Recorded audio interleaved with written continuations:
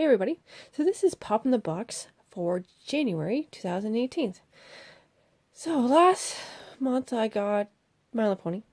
November I got My Little Pony and I gave them both to my sister, but she liked them.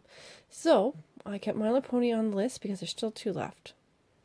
So hopefully I kind of want the rest of the set, but I kind of don't.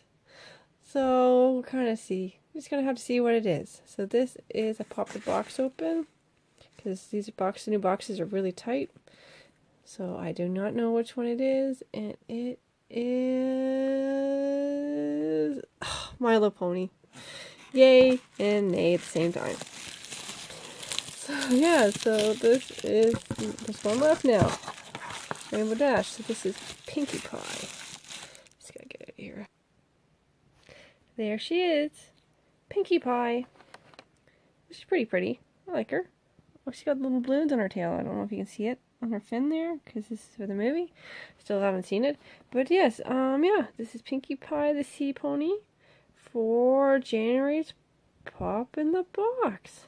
So yeah, so the only one left is Rainbow Dash. So yeah, Pop in the Box for January. Later.